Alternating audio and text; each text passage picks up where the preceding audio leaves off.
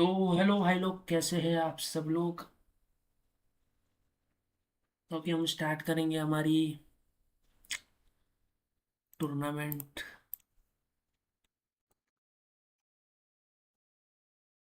एक minute.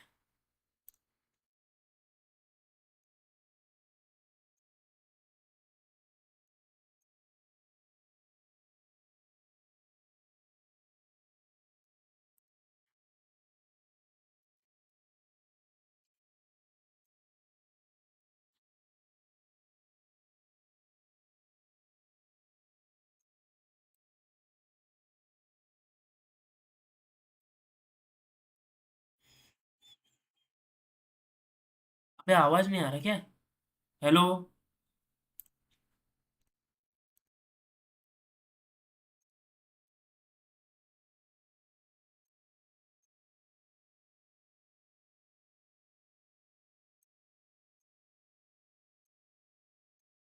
Live गए क्या, अपन देख लेता हूँ एक बार यूट्यूब में जाके। अरे ये कहाँ है। तो भाई लोग, ये चैनल अपन ने नया चैनल बनाया है। तो अभी इसमें हम लाइव स्ट्रीम कर रहे हैं।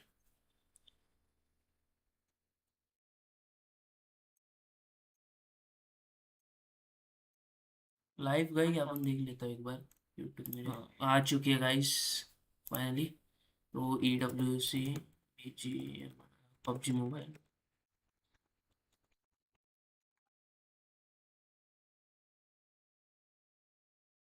टूर्नामेंट से अभी मैंने वाला। ये रहा। भाई सर्वाइवल वाला चालू है। Choose from thousands of realistic voices to use in your content. Change the way you record podcasts, voiceovers, and branded content with the as courageous as, let's say, Alpha 7. So they move down towards 2-link, where we get the res off there, got all 4 players back up again. They got a lot of loot as well, I imagine, as they shifted over towards the eastern side, understanding that with the playing path, likely not going to be a huge amount of teams in that spot anyway. So it's light risk, but overall, did work. E-Arena. Quality भाई बढ़ाएंगे ना भाई, quality तो बढ़ानी पड़ेगी ना मेरी जान। Overall, did work. E-Arena finding South G. थोड़ा कम कर देता हूँ भाई, क्योंकि फिर प्रॉब्लम नहीं होना चाहिए। AGAL piecing themselves back together, now rotating in.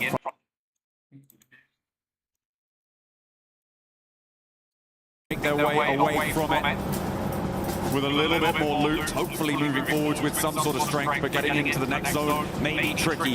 Over towards Danching, kind of only E-Arena sits on their side of the circle. Everybody else is just clumping straight towards that southwest side. It's not looking super easy to try and navigate. RQ wanting to navigate this compound, but it's not going so well. 721 GS with a little bit too tight of a hold on it. Yeah, make sure I don't make that one happen. So interesting. I love being able to get the player cams with phones in hand as well, just because we got to see E-Arena there and just the speed at which they're flicking between what were they doing in the current moment, what's going on with the current map situation, zooming in, out, seeing what res beacons are in play. It's a lot to take in on Rondo. Very, very difficult map to play, especially at this level where everyone is going to give you grief all over the map. They're not going to let you get that aggression going, not going to allow you to push in without any kind of clap back. RQ does move over towards the northern side, gets that reset. We'll start to move down towards that south side. But you're right, we're over towards Danching, 2-link. Moved out from 10 long guards, have a little bit of a dip down towards the bottom here. South edge. And on the south side with one Elan is Tiamba at the top of the table still. They've been a lot more reserved over the course of this match, not wanting to get stuck in. Well, actually, they were forced to be a little bit more reserved because they did go down in the hot drop earlier on. So they are now playing, not necessarily on the back foot, but certainly not from a big win on this engagement, like Alpha 7. Who have managed to transition away from their game. They're all the way up on that north side there. You can see the backstop for E-Arena, who spent a long time getting away from Stadium. But the circle sent to the north side of Danching, and all of those teams that committed south blank, they're not going to have to reconsider. Yeah, there's a lot of position to play on this north side. Actually, I think the most interesting spot at the moment is sort of that dead land, which has a fair few compounds that sit through it. You can kind of fight down, you can have, I would say, probably 2 teams there, and then you can play out towards the northern edge slightly, where the forest currently sits. Claus does find QZZ, kind of an unfortunate timing on that one. Tiampa's going to look to try and just break out and through towards that northern edge, but oh my god, it is clustered right now in Danshin. Lots of teams want to get a move on, control that res beacon over towards the north side would be a big deal, but you've got Yangon Galacticos, they are flying in towards that. RRQ are looking for that position, as well as Alpha 7, who did get themselves a little bit of a lucky break, the fact that this circle went north, but I think that they've battled for this, and I don't think that I'm too unhappy that they get a little bit of luck here towards the middle of the game. Don't think they're going to be able to get to that recall tower before Yangon Galacticos. Unfortunately, it is pretty closely fought though, and they might want to just set up for it. RRQ could third party, but the brunt of it will fall on Yangon Galacticos right now. And Yangon maybe actually looking to send even further on, not get stuck into this fight at all.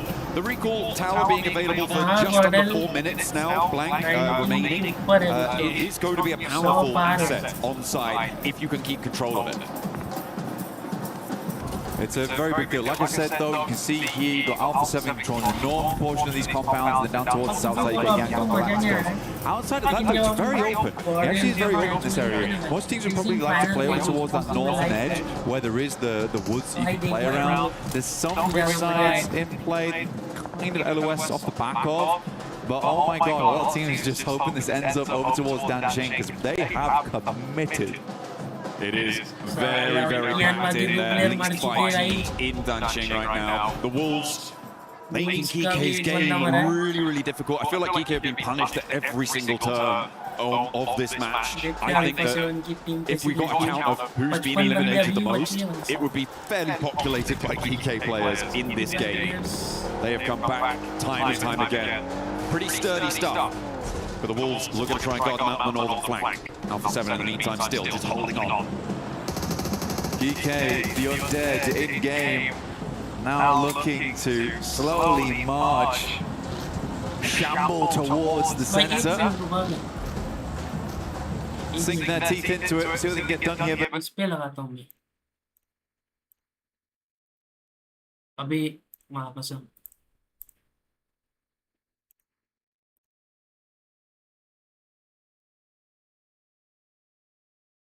उसमें लगाता हूँ, उसमें ना साला lag होता है वो,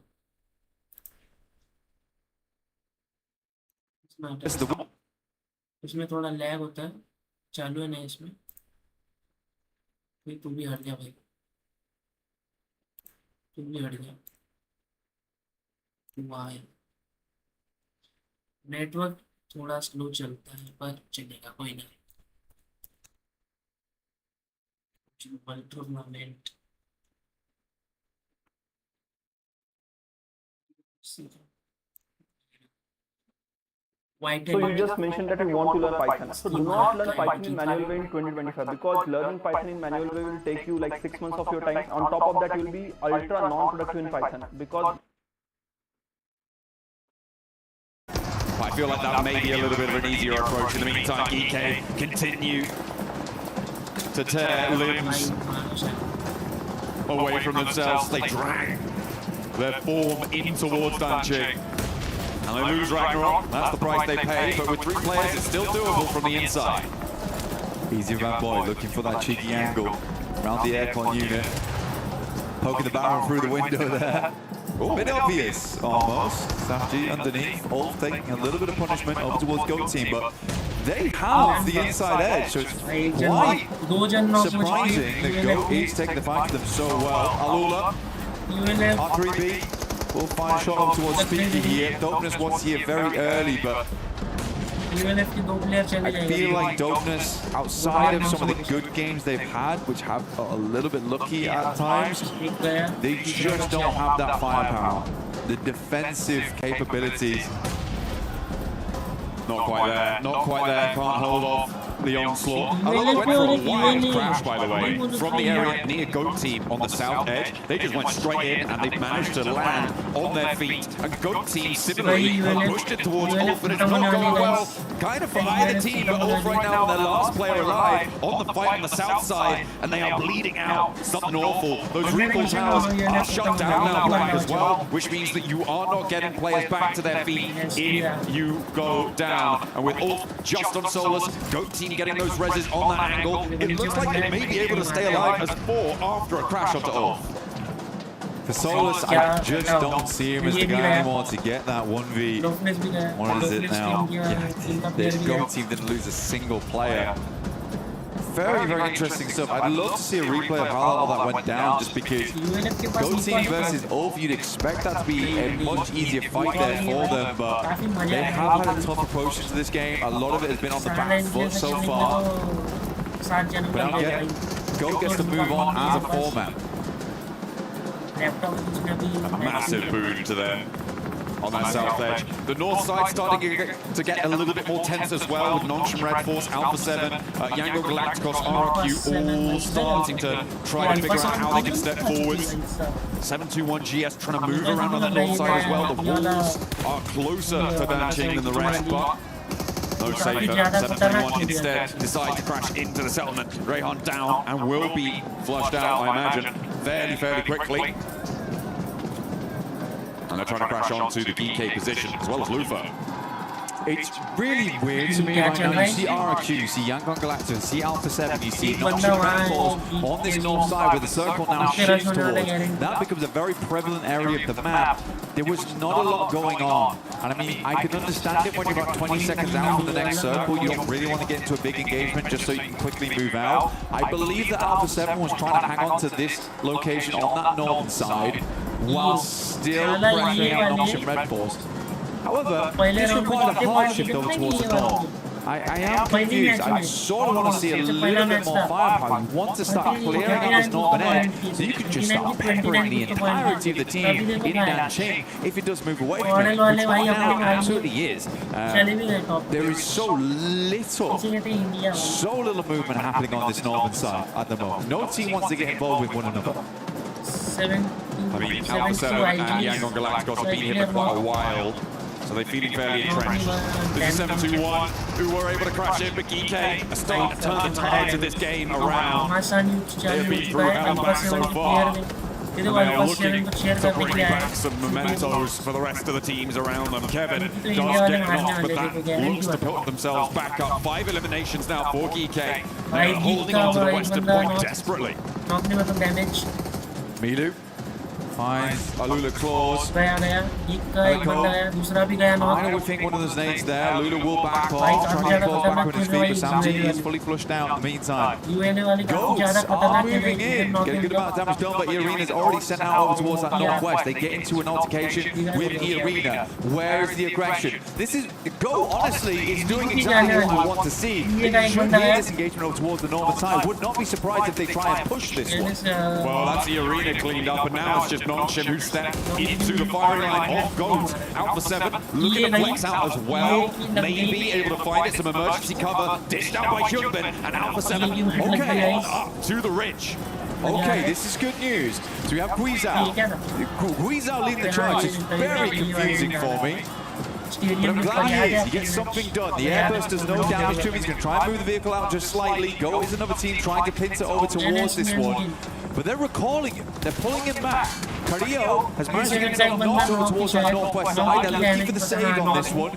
Quick smoke out the window. Guizhao doing a lot for the team right now. Yeah, it was RQ managed to find him over towards Carrillo, and he will need a little bit of a pickup. If they hadn't happened, they could have put more pressure forwards, and I think that might have been the end of Noncham Red Force. As we hop back in towards Danching, you've got Alola now at loggerheads with 721, who were able to crash in successfully. Alola as well, similarly capable of getting in and amongst it. But everybody's holding their corner in that circle, very likely to push a lot of this one out. And I feel like AGL may have a better time of it. A nade over the road from R3B is able to connect.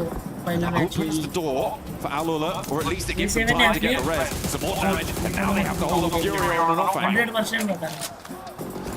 Fury going to try and move out here next. So comes through. Will head over towards that eastern side. Galacticos, defending champions, right in the center of it all. Looking now to begin the tornado. Sweep through all the rest of the teams. R3B does go down for Alula. The 7-2-1 G.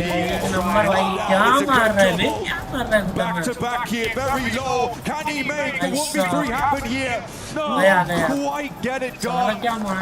Didn't trust in that last shot. And he's quick to finish it. Understands the team inside that building and he needs exercising. Goodness me. There was a moment there, it felt like maybe Malik was going to do something magnificent, but was put down. Losing 3 of their players. 11 eliminations with 4 alive. They would have had a great time, but now it's Quick against 3 from Furia. He's already managed to find Eagles, and now Ayala and Chief are bearing down upon him. There goes the flush.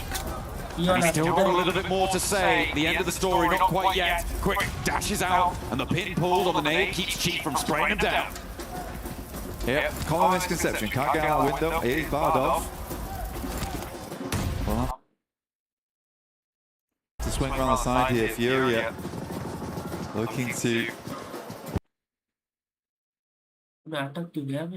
pinch Quick.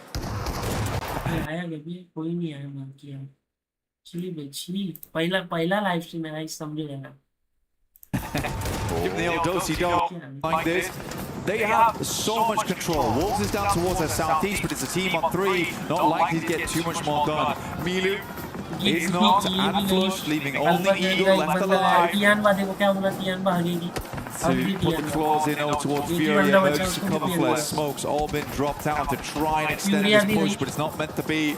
They will go out in names, and a single placement point found. A good amount of elims on the game regardless, so 8 total. Alpha 7 now. Look to try and pinch over towards the southeast side of them. Send some Canberra's nades through. They lost Grisal in the middle of all of that.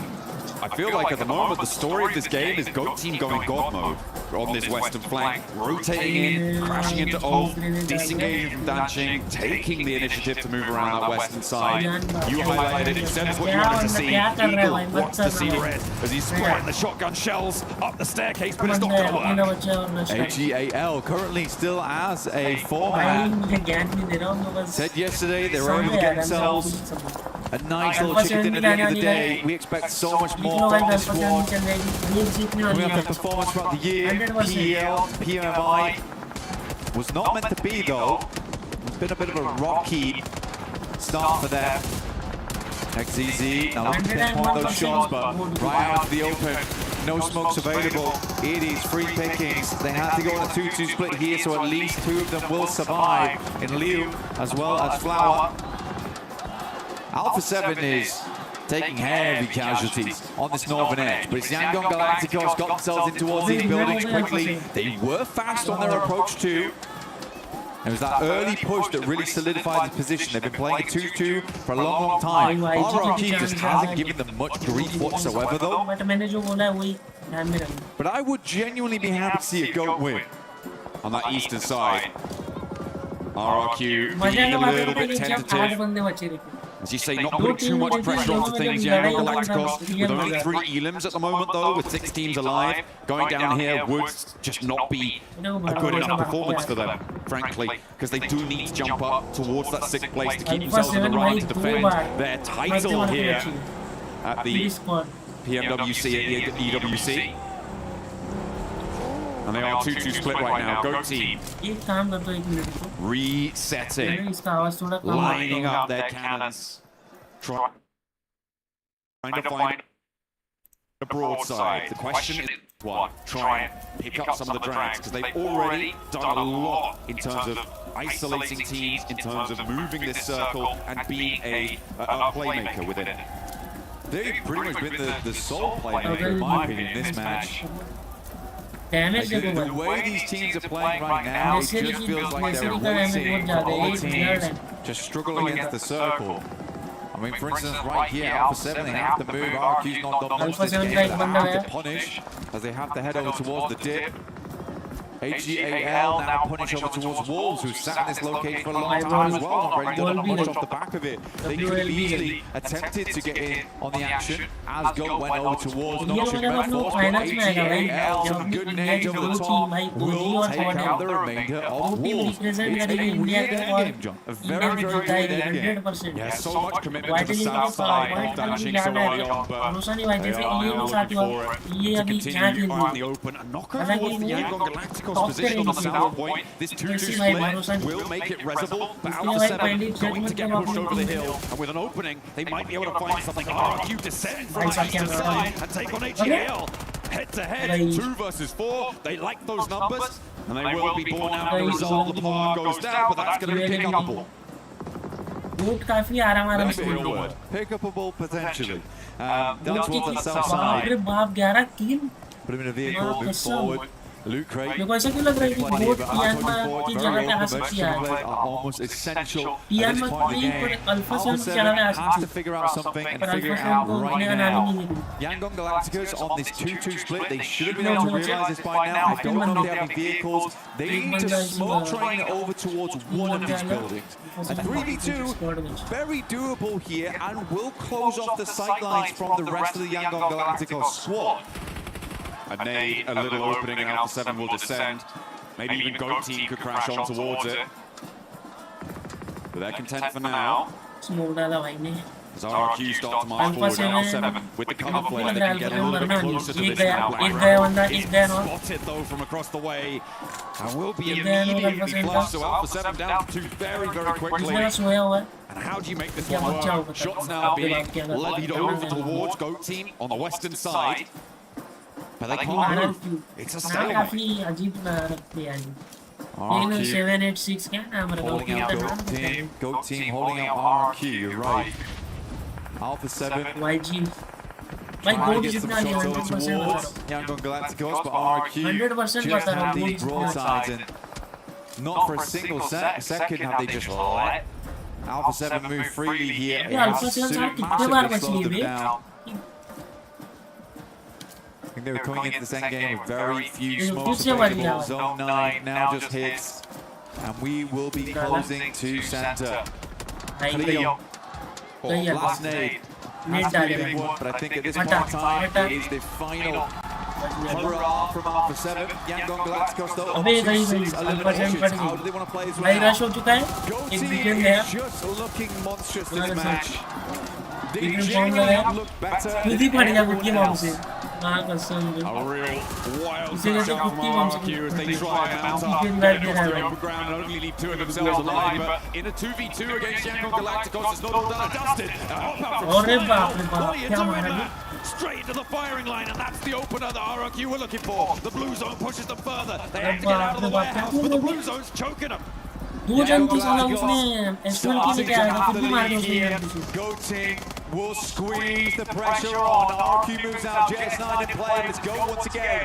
Killer Joe at distance. भाई क्या Yangon Galacticos down to one final player. 100% बोल What जीतेगी can Monet do here? 100% 60 bullets in a dream.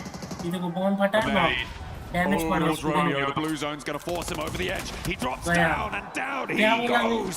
It is Goat Team 100% बोला था बोल going जीतेगी They have to be happy with that game. I mean, the way that they're screaming the end of it, they deserve this match more than anyone else. It was such slow gameplay from everyone else in the lobby. It felt like Goat was the only one carving their own legacy into this match. Couldn't ask for anything better. You really couldn't. They climbed themselves up to the top of that mountain, and it was a tough road for them. Their positioning on the south side, as you were saying, they were the only playmakers in this circle. Their move to off, their decision not to try and just stumble forward, creep towards Danching like everybody else. Instead, they stepped back, they looked at a bigger picture, and they took a big chicken dinner. There's just so much willingness as well to just give Yangon Galacticos those locations. Playing a 2-2 split there, for the amount of time we're in that location, you deserve to be crashed upon. on that 2-2 split, holding those two buildings for as long as they did, because there is such passive gameplay around them in that location. Everyone's so afraid to get third-partied right now, and again, that's survival stage. That's what happens. The pressure is on. Goat's feeling none of it, apparently. Well, yeah, they were just unleashed there. They were allowed to graze on any pasture they liked. There was just nothing stopping them. And you're right, I mean, it was particularly RRQ and Alpha 7 on that northeast side around the Yangon Galacticos position that just really didn't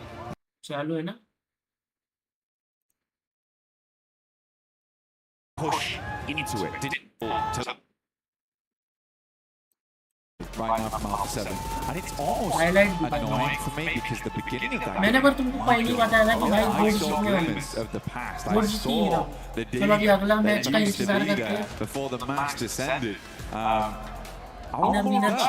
7 looked genuinely insane at the start. But let's hear more from Kalaris. And what do you think about Alpha 7?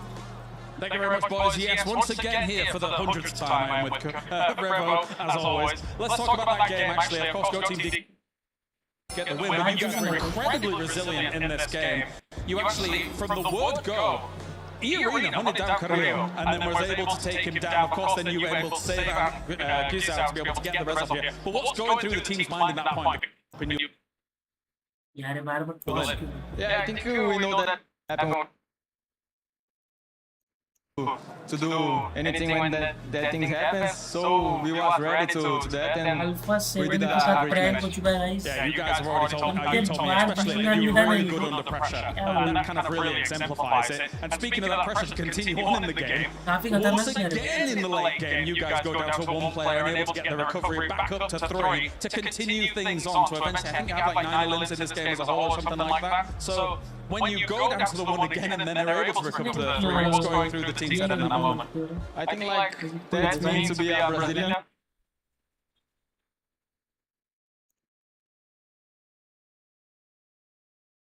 भाई 6 view है because I never give up. So we are trying to keep everyone alive. Of course we lost 1, but we are trying to stay like safe in that house. And 6 today. Feeling good. I know God's gonna give you. If you qualify, we're gonna give my God. So trust him, and that's what's gonna happen. Message for the fans. Tamo junto, hein? That's Revo. भाई अगर कोई भी देख रहा हो तो comment कर दीजिएगा, मजा आ जाए प्लीज यार, प्लीज कोई कमेंट अभी नया channel not trapped at a desk in one singular posture for 12 hours a day. भाई लोग मैं 6 बजे तक नहीं लाइव रहूंगा, मैं 5 बजे ना 6 बजे तक नहीं लाइव रहूंगा माँ कसम। ये मेरे को लगा मेरे भी आ रही है सच में। Every move. Stream is empty. Chat 0 लोग हैं।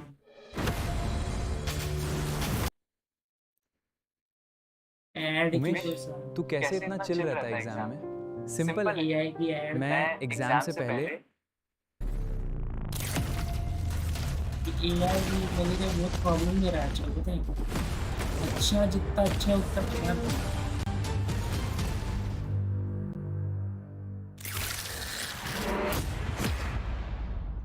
PUBG Mobile Esports. Hi, I'm AFR HMAGAL from the survival stage. I want to ask them a few questions about the tournament overall and see where they sit so far. So first questions first.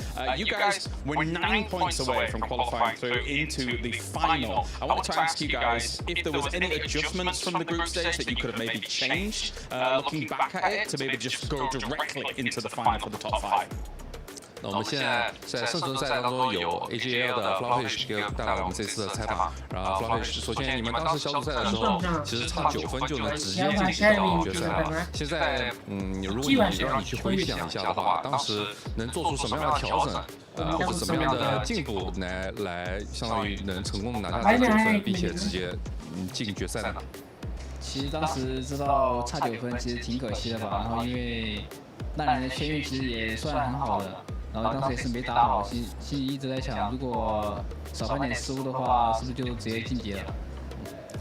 It was a pretty big disappointment to lose out with just 9 points, and honestly, like the circles were pretty friendly towards us. I think that like luck was on our side, but we just made a couple of mistakes too many. And looking back, you know, if we only just ironed out some of those mistakes, played a little bit better, I think we could have gotten that 9 points and gone straight into the playoffs. Yeah, I think you're right on that regard. Okay, so let's talk about actually the last game from yesterday on Miramar, and it was kind of like a lost Leone's finish. Urban endings can be very difficult for a lot of teams to be able to move through, but AGAL performed it masterfully to be able to go from building to building, really get through to the middle, despite having to make a lot of movements. So, were there any big challenges that you felt like there was going to be there when you were making those moves through Los Leones? 那我们先说一下昨天打的最后一张图，因为当时是能上不多，而且那个圈都是在那个城区嘛，然后城区的这种圈通常都是最困难的，因为四面埋伏，就是到处都有危险。但是你们却是非常干净利落的一栋楼这样清过去，然后最终成功的直接了。那能不能跟我们说当时那一张图当中哪些时刻特别危险，以及你们当时做出了哪些就是比较让你比较优秀的一些决策呢？当时的话应该是扎进去的时候风也挺大吧，然后当时是被两边一直扫，还好没有掉人。然后后面的话就是媒体爆团，然后一步一步清一个边出来，然后慢慢的往前推，往前打。 Well, yeah, with the circle first formed and we didn't saw that it was in the Los Leones, it was very dangerous in our initial incursion into the circle because we were getting kind of like flanked by 2 different teams, but we managed to, you know, form as a group. We pushed as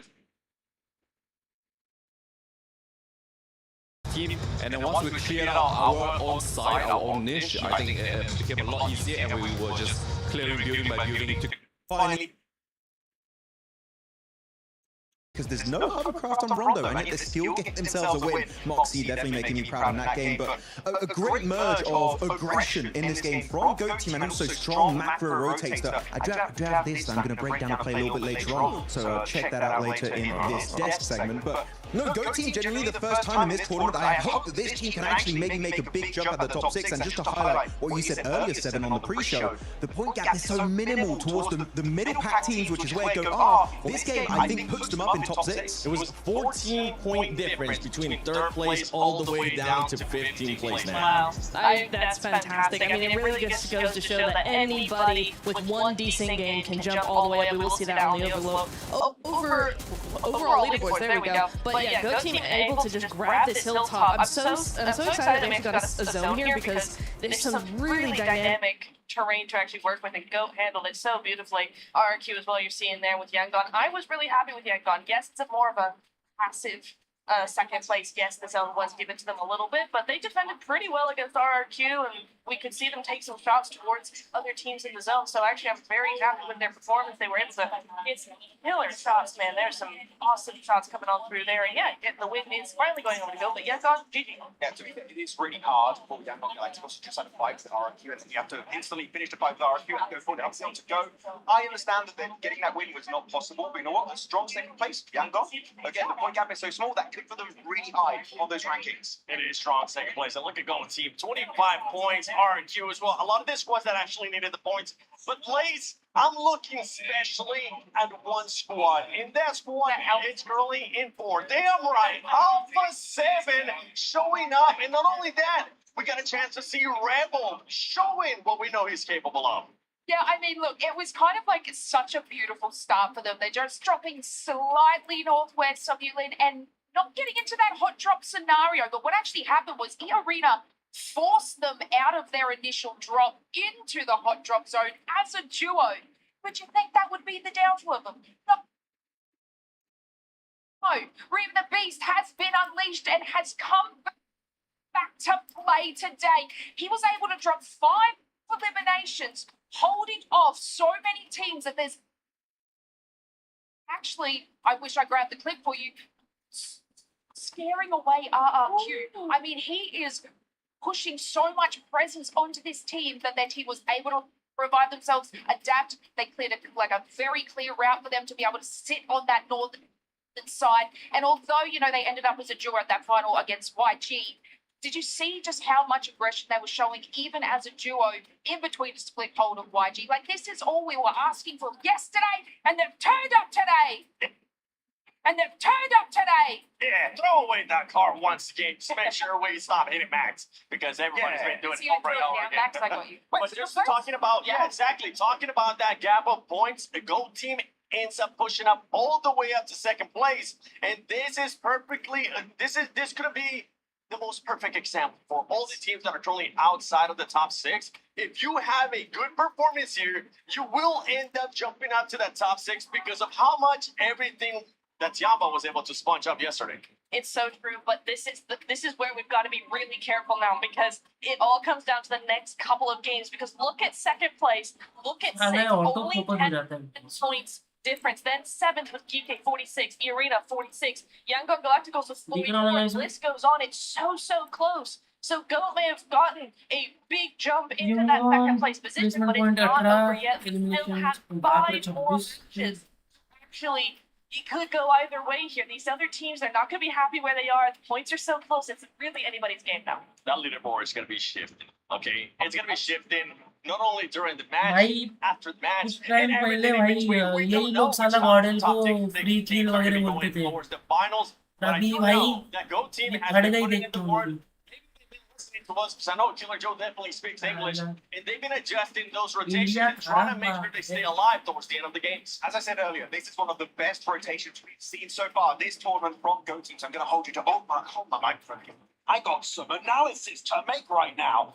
Look, bring it over. Thank you very much. Yeah, I was having a little bit of a bad time. So I wanted to look at these positions in particular. You see GOAT team on the southern side. They've been there for like a decent amount of time here, just chilling on the outskirts. Northern circle, meaning they have 2 options. Or they avoid the fight inside the city of Danqing, or they head to the eastern or western side. And there's a great opportunity that happens later on down the line here. As you can see, breaking out between Nocturne Red Force and the Arena.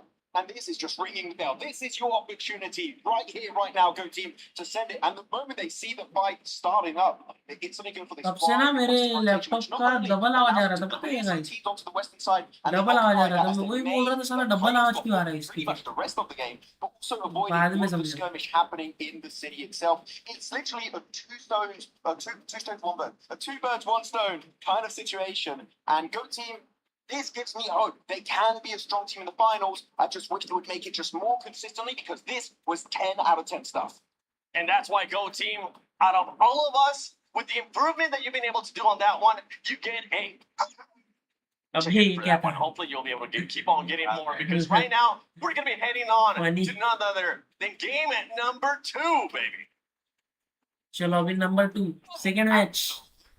We're getting ready, and our teams, I feel like they're feeling a bit like that plastic chicken right now, a little bit squeaky, because it is getting a little bit later in the day with every single match. One opportunity. Trophy Stricken off your card. Match number 8, we're going back over towards Erangel this time, Blank. The GOAT team, obviously, it's very easy to put all those points. And Valve 7 last screen. Obviously, I've been critical. Yeah, but I was at the start of that last game, I was very pleased with the performance. I really was. There's just a tentativeness towards that last 10 minutes or last 5 minutes when they get to those stages of the game, where even then I can see it squeeze out, setting himself up for that fight, that engagement versus GOAT team, which might have been the winner. Price pool देखो ना कितना है भाई? Backside there, because it's just not price pool है इसका $71 million. मतलब India में कितना होता है पता है? 7 लाख करोड़ होता है. 7 लाख करोड़ मैंने कल ही देखा था करोड़ के. Again, I think they had a fantastic start. Like, I think they had the best start to that last game than anyone else. And ये तो अपना पहला लाइव स्ट्रीम है, इसके लिए इसमें कोई आया ही नहीं ऐसे समझो. लेकिन मैं आपको बता रहा हूँ, अभी मैं दूसरा लाइव स्ट्रीम करूँगा ना, इसमें बहुत व्यू आएंगे. कम से कम 200 के पार में देखते रहेंगे. इसमें मैं गारंटी बता रहा हूँ. No doubt in my mind, though, the Fury is not going to pop up. That top 6, I think they belong in that top 6. PMMI to now, they're looking for a big win at a major stage in the year.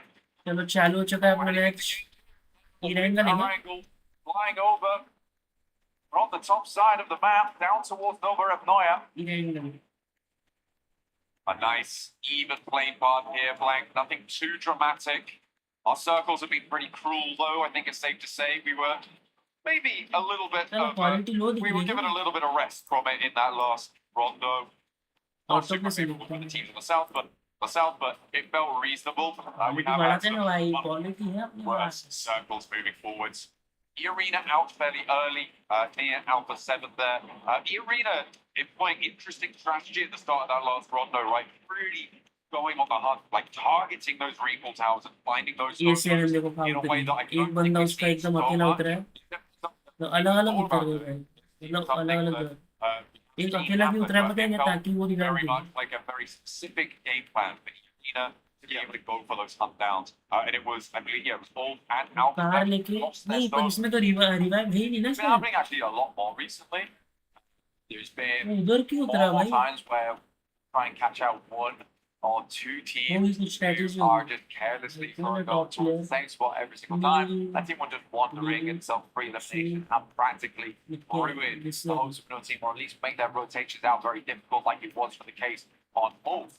So yeah, I do think that that is happening more. It's just the first time for a team go after multiple squads at the same time. QZZ currently at 4,470 damage done. Close behind 3,900, but the drop off QZZ, Killer Joe in third place. Kind of wild because 3,500 damage is pretty good, honestly. But QZD has just been on another world entirely.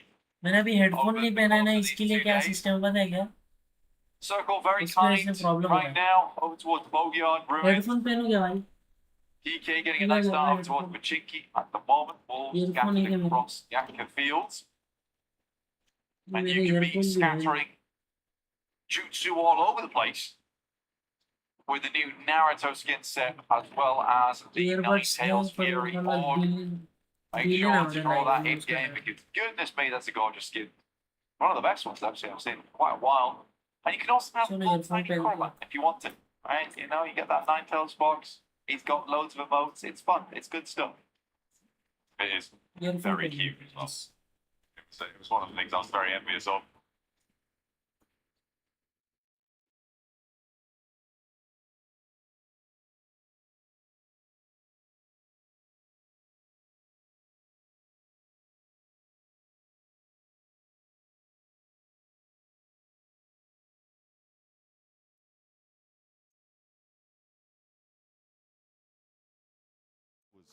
Drawn to a close. Hello. That's what they're all playing for right there. We just saw on our screens the beautiful trophy here at the PMWC at EWC. Also, a nice little flyby of our wonderful stage. Banked on both sides by fans from around the world, which is great to see, honestly. It's really, really cool to have everyone here supporting the teams. The atmosphere has been fairly electric. And I might add quite loud. भाई hotel का इधर का match देखा क्या तुमने? You know, there is some rambunctious support for the squads. S power बेचारा मर गया. मार के मारा. The drums of war beating heavy on the ears of our players. Well, hopefully not. Actually, they have ear protection on, so they should be fine. And they will show their support efficaciously. Goat team moving over towards what? Yeah, it's true. It's very effective. Who likes searching the dictionary for that one? Efficaciously. Yeah, it was good. It was good. I think I came. I saw you pull out the dictionary and start flicking through it. Hey, you know, sometimes I just got to riffle through it. Rifle. And what I find would be eleemosynary. Oh, okay, wonderful. No clue what that means. Neither. I'm pretty sure it means like something. You've just. All right, fair enough. You skipped a single page and just gone for it. Just because you read the dictionary doesn't mean you know the definition. I would hope you did. You're like the picture book of dictionaries. You look at the words. Match 8 है look at the definition. Absolutely. A is for Alpha 7. That's true. 4 match बचे शायद. B is for Brazil. B is for Brazil. C is for Korea. काश यार अपने India में भी PUBG mobile होता, क्या मजा आता है। BGMI आके भी कुछ फायदा नहीं हुआ। कुछ इवेंट वगैरह कुछ नहीं आ रहे। Furia. Ooh, stop, drop and roll. Down the hill. But they do get back to their tyres and will be on the road again. Come in from that eastern side. Jumba. अभी तो अपनी India की team खेल रही है, making their way into teams looking to lead Shingle well, crowding around the edges of Pachinki in this spot. दो game के video देखने को मिलने वाले, एक तो BGMI far afield from one another. These teams are still a little bit in that moving phase. Yeah, it's a calm game. It's always weird coming from Rondo because it's from minute one you bombarded by elimination after elimination. और ये जो मेरे 110 जो subscriber जो आपको दिख रहे होंगे मेरे चैनल पे, वो मेरे पहले थे, मैंने फिर कंटेंट डिलीट किया और फिर मैंने बोला कि स्टार्ट कर देते हैं इसके लिए। फिर there's nothing too crazy about this whatsoever. Start कर दें। I feel like the first fight that might pop off is actually Alula on their crossing from the north side. जब मैं पहले डाला तो Alpha 7's arch nemesis. 29,000 Alpha 7 are kind of in the way. But Alula could just go further east and try and push in on that side of things. And Alpha 7 are a little bit split right now, so it is kind of dangerous if Alula go for a full crash on towards one of the positions on the north. With Obscure, with Rebel, both kind of isolated from one another. 4,000 की 4. Well, for Alpha 7 right now, see what they're trying to do, right? You're trying to maintain control of box. Also have some control over the compounds that sit underneath Everest. You're basically guaranteeing as much in towards the next circle as possible. All those locations are good, and there is support that you can make from across the river. तो भाई मैंने अभी एक चीज notice की, क्योंकि आपने कर भी नहीं होगी, साला गोट कहाँ पे थी भाई? 8 नंबर पे थी, आगे भी नहीं, 10वें पे थी। Back down towards the south side of Everest. Everyone's quite well situated though. School currently taken by Tiamba. मेरा फेस कैप बंद कर रहा हूँ। Shifted over from that eastern side. Alula crosses over the water to the banks of Rozok. But pretty much this one comes down to zone 2. There's plenty of space for absolutely everyone here. So we can probably talk about some of our teams. Currently in this one, Yangon Galacticos getting a very free and easy rotate from that south side. But AGAL wasn't a horrendous game last time around, but they did fall over at some point. I think I'd like to see a step up from this squad, probably towards the first portion of the day, right? First 3 matches, I'd like to see something good out of this squad, and that would indicate they could potentially be in that top 6.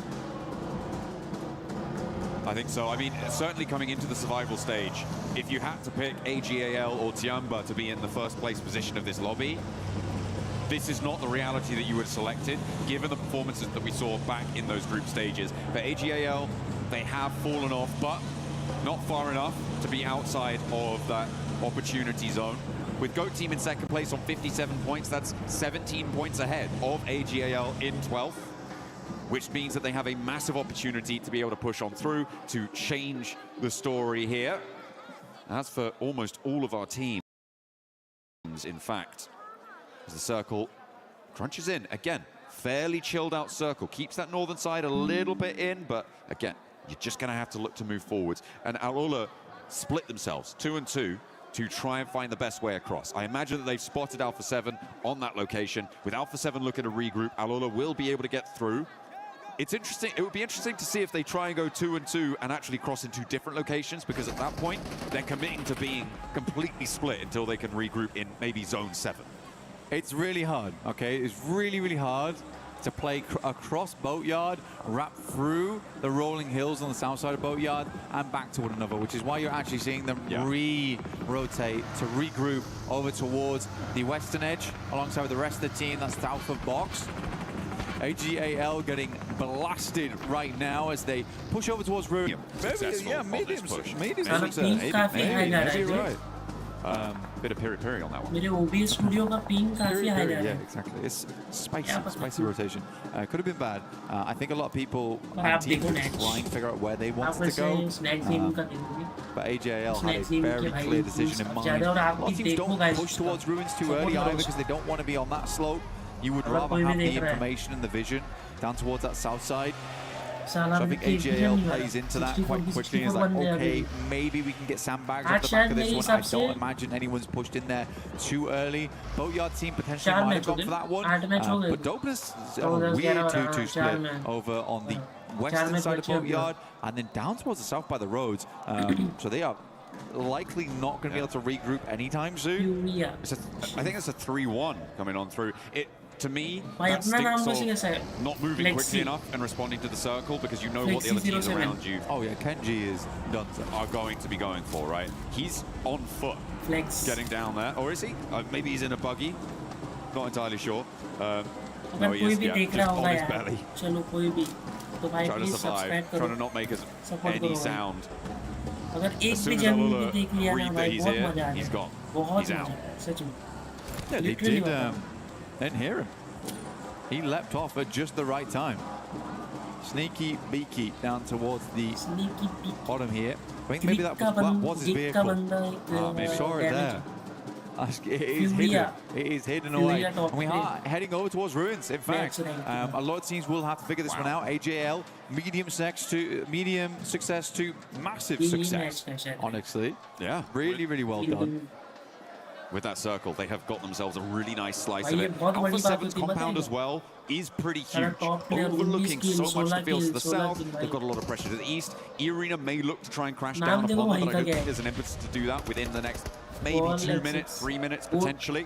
Goat team in with a और भाई scrap pail on the नहीं south देखना, side. guarantee बता रहा हूँ. They're trying to वो lead ऐसा लग past रहा है. Gatka, open across बस those third fields, party but ना the हो जाए. Wolves are dragging them down Wolves into का a बंदा fight. जा रहा है. Wolves actually in the top 6 Ah, right yeah. now. Kind of Bada interesting. match. Kind of Pasta interesting. bada. They've been able to get some points on board, but Elementrix will हो fall गया now. Knock. Baton भाई क्या moved over बंदे यार, towards that क्या northern खतरनाक edge. match. They were split on the team. गया वो भी गया. quite वो भी गया मैं बता रहा हूँ. along with one वो बच गया, another. वो बच गया. Slonic just चलो, about पेल able दिया to get उसको off भी. into the distance, but before he does get उसको भी ले लिया. knocked थर्ड down, पार्टी होने के chances I think for 100% Wolves right है. now, there's a bit of a awkward push out. 100% They weren't really third party thinking, हो oh my सकती. god, there's going to be a lot of teams coming from that south side. 100%. And we're quickly shut down because of it. Ulf भाई tries to go subscribe कर दो center. अगर देख रहे हो तो. Ulf is not a like team तो we करना expected भूलो. to be in 13th here. I think this is a very big surprise for everyone. Currently only on 2 players. And we're probably thinking that for the guys on Ulf, this is a hard achievement to make happen in the last 4 matches, because I don't think they're getting many points off the back of this game. They would have to shoot up the rankings if they want to make it to the top 6. And Ulf getting sent home today would be a massive deal. Definitely. I mean, it is a team that has had some ups and downs, I think it's safe to say, over the course of these group stages. Not quite able to make it all the way into the top 5. They were definitely in with a chance here. The lobby is close enough in terms of these overall scores right now, Blank, that they can still make it. It does require them to be pushing pretty hard and fast, though. For Ulf, it's likely they're going to need to see at least 5 points off this match to keep themselves in the running. Yeah, moving into the latter half of the day. And to be fair, from their position on the north edge, that may well be doable as a duo. If Alola don't commit to pushing out onto that angle, there's really not too many other teams that are going to threaten them. So it's a survival strategy for Ulf, and it may go quite well. They did send all the way from the southeast straight through the middle to get to this spot. That's why they've managed to shed all the players that they had. But yeah, it's a tough game for them. They do need to make the most of it. Yeah, which is why it is a massive success for AJL on that road trip, because they stopped early enough. They didn't lose too many players. They brought things to repair the rotational devices with, aka cars, which is great news for them. And they should have some success into the future too. We do move over towards that western side. Alpha 7 thrown a bone here, but I would argue that they set themselves up nicely in that early game. I'm hoping this trend continues. Honestly, I think Alpha 7 looks good today. They do look good today. Yeah, with that pressure on the northern shore to divert Alula away, remove a lot of that. That's what you were talking about, right? Yeah. With their ability to hold that 2-2 split. I liked they did regroup on the northern side, so they weren't solos. They were very quick to reassess the scenario as well and get back down towards this location. I think, I believe that, although, yeah, sure, the rest of the team's very, very good, Guizhou has been this driving factor for the team today. He's been making a lot of calls, a lot of decisions on the fly, and I think it's been helpful. I think it has been helpful. It's just strange that one of the newer players of the squad is the one to sort of drag the team along with him. Furia making a similarly wild rotate in. Yangon Galacticos looking to punish, and Chief is down. And that is nasty stuff coming through. One player now left for Furia. Coach not looking too happy. Gonna have words with them after this one, I'm sure. Trying to figure out the best path forwards. Geekate, they were put through the ringer in that last match, but it looks like they're going to survive on their compound as well. As RRQ go down to them. Too much damage for them to bear, and Ragnarok back to his feet. The res comes on in. Tiamba in the meantime getting torn apart by AGAL. There is an answer a little bit, but the nades over the top just slow things down. They only have Milu left standing, and he needs another. Let's go for another 1v4. Why not? Great nade from Maple, honestly. Very well done here. Sometimes it can be a little bit difficult to post these nades over inside of sandbags because there's a lot of terrain that stops you from fully committing those nades inwards. Maybe getting a little bit over-aggressive here, forgetting that Castle is in play. Nade of the top, let's finish out. QZZ does go far enough. Well done. Really good hold here from AGAL, leaving, like you say, Milu faster. Alive at the end here. For Tiamba, another fairly low-scoring game, potentially on the cards here, with only the single Elim found. We said before, it's probably still fairly safe for them right now, but they do need to pick up a couple points here and there, Blank. It is unfortunate in this spot. Losing 3 of their players like that's not how you want to start. Dopeness on the south side against Nongshim Red Force. Nongshim Red Force playing with only 2 players in action, and Dopeness similarly losing 1 of their players as well. As they left Kenji in the shadow of Alula. We saw him dropping down earlier on. Holding. Next circle. He's closing now. We have a lot of leverage over towards that western side. The arena's trying to bank as much information as possible at the moment. Store that away. Filing cabinets, pull out the secret files for later, where these teams will be playing, how they want to approach an endgame. They have been very quiet so far, very spy-like. Wolf now being descended upon. The duo that moved out there earlier, able to do a little bit there, but Scarface does get flushed. Aaron's not soon to, not too long to follow. A victim of the MG3 on the northern side, and Will goes down, so not what they were looking for here to keep themselves in the running. They'll need something bigger in the next few. And very, very quickly, we turn our attention towards the teams now left in the circle. Geekate, they've been holding their nerve. They're up to 5 elims on this match now, Blank. They're doing well on the south side. They've rebuffed pushes there. They have the buildings to play around. Goat team on 6 elims as well, looking to come off the back of a strong rondo in towards Erangel with some force. Well, they have force with them, so don't worry. He is on the team. We're good to go. But they're going to have to move it towards that northeast side. I think it's a slightly interesting push they'll have to make, and if they want to wrap down towards the south here and play in slow, definitely doable. Alpha 7, they pulled off from that northern portion of the compound, fully situated themselves down towards the south here. Understand the teams are likely wrapped through fields, were in the compound down towards the southwest, which they are right, and that is Goat team. 100%. So they're fully focusing a lot of their attention over towards Everest and their southwest. This is a good approach to the game from them. Geekade doing something very similar, looking to hold out the teams that are on the southern edge. You just got Milu remaining down there. Alpha 7's position gets so much stronger when E-Arena leave the top of Everest. For Goat team, that is good news for the time being, but as soon as E-Arena move, the rooftops become so dangerous against Goat team. They're going to have to have a real think about how they want to go for this one. And I feel like Irina is starting to इसमें peel off those 100%, angles. 101% Look over towards Alula again. They have had that information for quite some time now.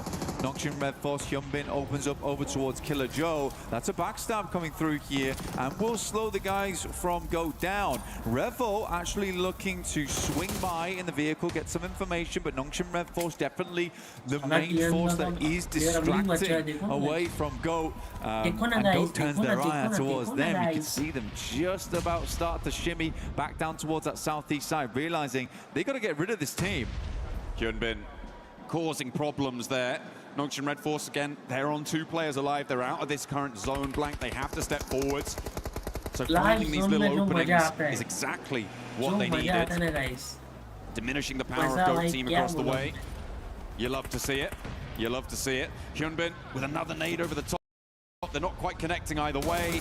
FLEXzZz starts to get closer with that buggy. Gets the scouting done. Hyunbin putting damage downrange, but does have to duck back as he gets clocked himself. He's very, very low there. And in the meantime, TZ is bending off against Geeko, who won a third party. Hyunbin falls. Yeah, Hyunbin going down here. Good nades coming through from Goat team, but in comes the shots from the sidelines here, and it is Revo finding Moxie. This is good. Very, very well done. You have to capitalize on that, and this was the plan from the very start, John, for Alpha 7. Looking better and better as the day goes on here. Kiwoom DRX technically have center circle on this one, but they have been so lackluster throughout the tournament. It's hard to call them doing much going forward. They'll have to change our minds essentially as the day goes on. Irina did now finally pull fully off of Everest here. They still have Mormon on the low ground. Oh, Milu 1v4 time, question mark. Is he going to do it again? There's 2 players down. Oh, that one felt like it might have connected as well. Milu with a chance here to go big again. The 2 players from Geeko not getting back on up, and he has got them on the run. They're trying to step into position to go for this res, but steps out, looks for it, darts into the building now. The res did not get stuck, and he's got another. They've got 8 rounds left though. The DBS out of ammo, and there is no more left in the tank. It ruins the day of Geeko though.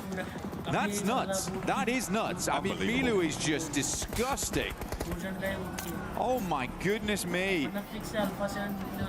Goat team to 8 eliminations on this game, despite everything still putting up those points. Alpha 7 wrapped underneath.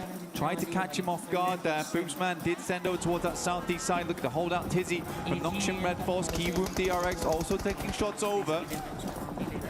And Force will be knocked, leaving just FLEXzZz remaining. We'll see if Alpha 7 is able to pick up that point, and they do. Oh, he steps out into it. TZ holds his nerve, gets across, and now looks to heal. There's a lot of crates on this location, remember, because Milu was doing some dastardly deeds out in the open, so potential to find a lot of loot here, but I don't know if TZ is going to stop. In the meantime, AGAL, good shot. 721 GS looking to take the fight. AGAL with their maximum successful rotate earlier on. Looking to try and convert now into transition into this circle. Alpha 7, oh, they've just lost a player on that northern side. Revo went out too close to Irina and does get clipped. I mean, it has to be the scout, though. I think that's fair. The fact they're trying to gather information, now the rest of the team knows that there's players on this north side. So annoying for AGAL, by the way, because Alula not for a second tried to check Kenji. So no one's known he's here for so long. He backstabs over towards AGAL, starts to move out, and he is completely scuppered their game plan. Changing the tempo on the lobby. The Arena look to try and isolate this northern side as well. He's just going for it. Okay, Kenji, a demon on the descent there, leaving one player back. We thought it might have been a misplay, but blank. I think I still believe that, but he goes down. But a really solid performance from that angle. But Dopeness, 4 elims into a 6th place. I think that's more than they could have hoped for in that spot. Another late entry for AGAL, though, today. Getting further and further into these games. It's nice to see their name popping up towards these endpoints. Alula forced to move down, and AGAL looking to bolster this position. They flow up. Carrillo looking over towards KRX. FLEXzZz opens up over towards Claws, but it's Yasser over towards Flower H to get him down. This is going back and forth, but Maple comes through with the shotgun and will finish them off in fantastic fashion. They've got to get quickly with those players back up on their feet. But E-Arena from the western side, they've got the license to a limb right now. The spies coming through from on top of Everest, telescopes and binoculars put away, and they're looking to get the big elims on. He wound DRX as well into the fight. FLEXzZz with a chance to shut it all down though. Their chance to jump up the tables to get themselves off of the back foot here, but they are now almost more alive. He's burning, and now the DBS is going to try and shut him down from up on high. Tax one, but trying to get the second done. Where did he go down from? Was that E-Arena? Schweppes moves on out as to the rest of them. What a flex across. Alpha 7 now up against E-Arena. Good flex coming through from them, like you say. Goodness me, felt bad for him on that last DBS shot, took him so incredibly low. Would have been a great clutch up for AJL, but still a strong game for them at 15 points total. Two final teams. E-Arena, who came blasting out in their group with a huge game, versus Alpha 7, who are slowly but surely regaining confidence in these matches. Losing Revo earlier may be a difference maker here though, Blank. For Alpha 7, they need all the sightlines they can get, and E-Arena have been able to change the pace, play slow and immediately turn it on when it mattered. Rolling around on the hillsides, they're trying to get that information, but Mormon with that MG3, a major threat on the angle. Obscure and Guizal pulling up and maybe looking to go trade for trade with the nades. Obscure dodges that one, launches one in response, and Mormon steps out of the way. MG3 to rattle Obscure straight on down on the hillside. Schweppes steps in, and Joker is the trade. Now two players have the broadside on Tourniquet, but he manages to turn around the headland and stay alive. A 2v3 now. Tourniquet backing off, comes back around the angle. Moment over the top side, he's flying through the air, might get on the vehicle, but his eye on fire. Guizal goes down to a rundown as he gets out the car, leaving just Carrillo in a 1v3. A hard game from them. A chicken dinner would be great, but this feels like an impossible task. Moves off the angle, 5 grenades. They have to be absolutely exemplary. Cannot get the shots underneath the vehicle over towards Tourniquet. Likely going to be going for a first aid kit. Swings one far, looking for the bounce. Might hit good, doesn't quite grab him though, constantly repositioning. Another Molotov on the vehicle forces him away from it. Has to step into the firing line. And E-Arena, from atop the Everest position, able to descend, control the northern side, and squeeze the life out of the lobby. I mean, they pulled up those files. None of them were classified. They had locked in info on every single team. And they took the silencer out and certainly silenced a lot of these squads in the lobby. For the boys in Alpha 7 though, another good game. A repeat of success is really good to see from them. And again, what I really liked is I understood the game plan from them. It felt like it wasn't haphazard from the squad. And even when Revo went down, I didn't really mind that all that much either. I was like, he's doing his job. He's scouting out for the team. Yes, he gets a little bit far. Potentially wasn't expecting the sightlines from E-Arena on the top side. But even if you do go down like that, at least you're passing back information. There's a northern squad there. So for Alpha 7, another strong game. I think it is a top 6 today. Okay, all right. Yeah, I have to agree. I feel like that was a lot better. They addressed some of the issues from that first round, though. They were a little bit more dynamic when they needed to be. Losing Revo may be something they can patch up, but it is improvement consistently, which is exactly what you need for a survival stage.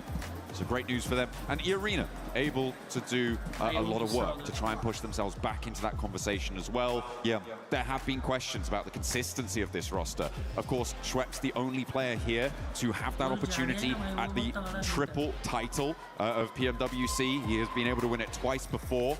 So to see him go home in the survival stage would be pretty galling, I'm sure.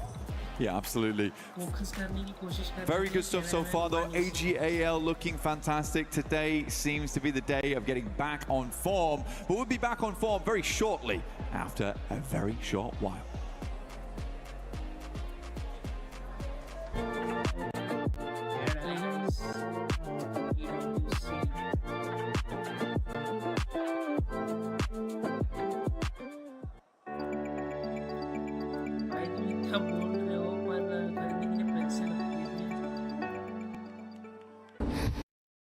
अगर आप GST, income tax, accounting, Excel, audit, company law, ये सब चीजें 0 level से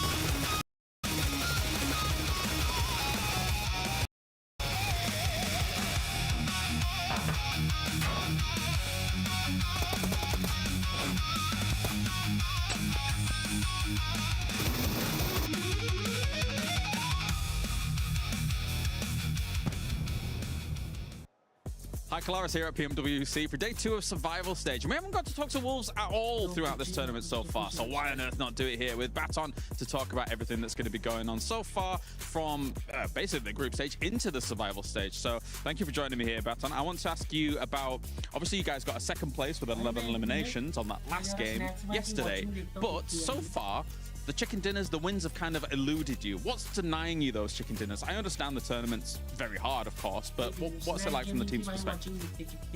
I mean, first of all, we're doing like a lot of individual mistakes now, and we're not up to the end of the game. That's our main problem.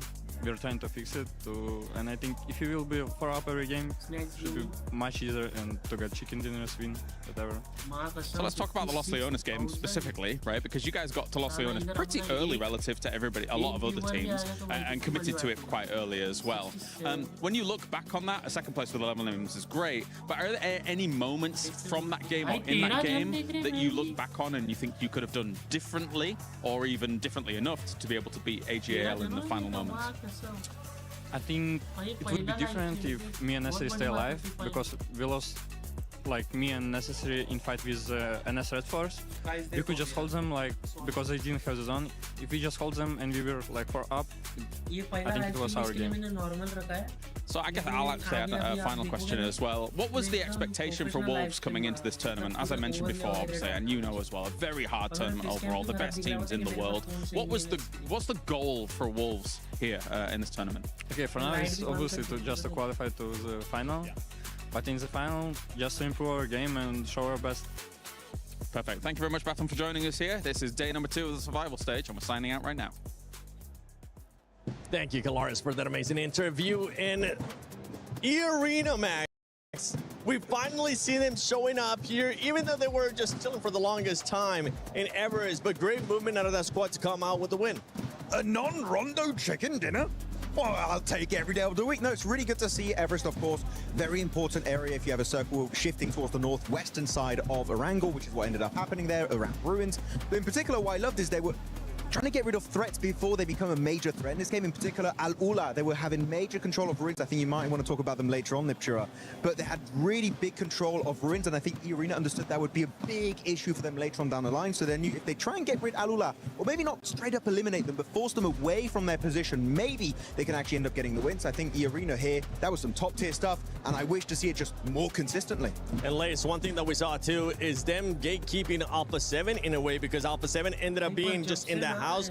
Usually that's a team that likes to spread their wings a little bit more in that kind of position, but E-Arena wasn't allowing them to do that. Yeah, I mean, I'm not really even disappointed with what they were trying to do in that certain scenario. You know, they were, down a player compared to that, so them being able to sort of scout that position. Obviously, I think when our wonderful IGL got out of the vehicle, probably just a bit too early. I think that's where the miscommunication led them, and obviously he was not in a good position whilst, E-Arena was still scouting in the vehicles. But look, it's a better effort. Like, we have to take from yesterday to today. They're getting in those top 5s. And better effort, we saw that from KRX in this game as well. Not necessarily the final push, KRX, but you know what?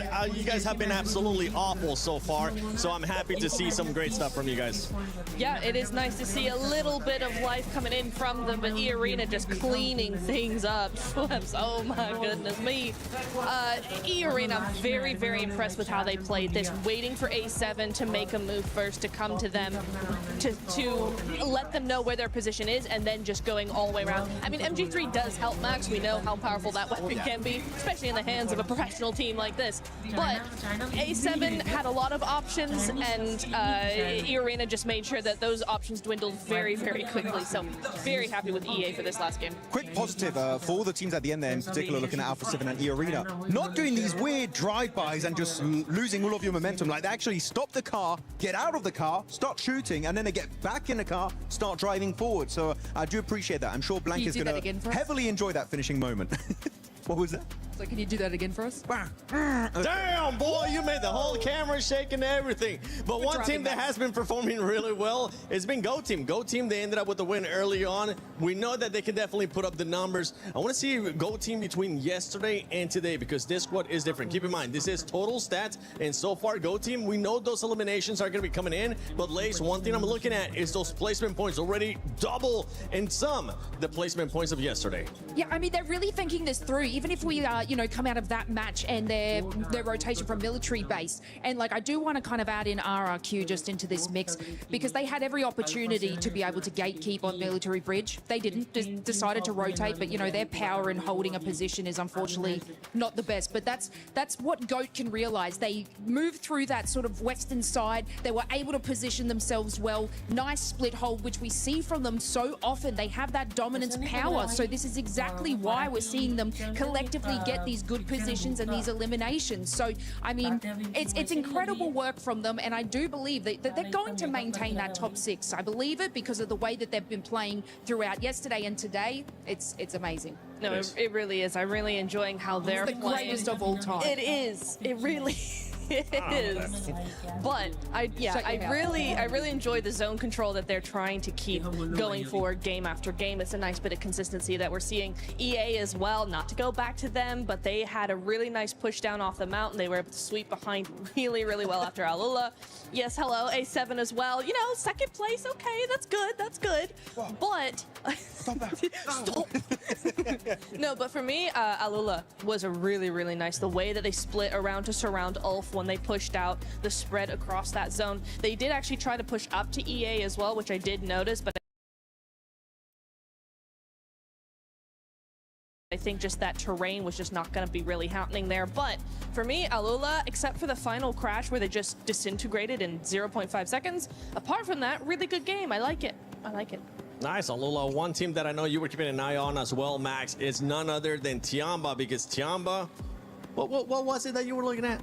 Tell me a little bit more. Not a great push, unfortunately, on their Chinese brethrens of all gamers. And actually, I believe we do have a replay that might be coming up in just a few seconds here. Actually, it's going to be this one. But the thing is about Tiamba, I think the idea of pushing onto all gamers is great. You can see all the players get knocked here. And the thing is, if you want to push in this area, you have to commit. You need to send it and eliminate the opposition, which is going to be all gamers in this case, because everyone got wrecked literally upon entry in this area. It's just a nade funnel at that point. And then eventually, all gamers, Maple in particular, is like, wait, we got a massive advantage here. We're just going to wrap it up, end up getting all of those flushes, and only Milu is left alive, which, Milu can do 1v4s, we've seen it before. But Tiamba, sure, they're in first position, but I'm looking ahead of the finals. In the finals, I would say this is a massive fumble, maybe that could cost them the tournament. So Tiamba, position like this, you can't play too passive, you need to commit if you want to come out on top.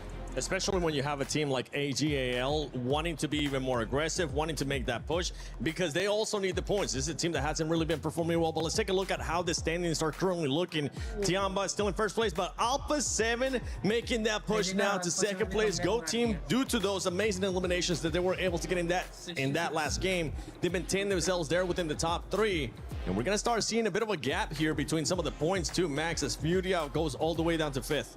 Yeah, it's been looking a little bit tough, unfortunately. I'm not seeing anything from Silence and Ayala, which is quite unfortunate. We know those guys are very good, literally on the local stage or on the international stage. It's been kind of the Higor show right now for the side of Furia. So I would love to see a little bit of a team-wide effort, though, on the second page.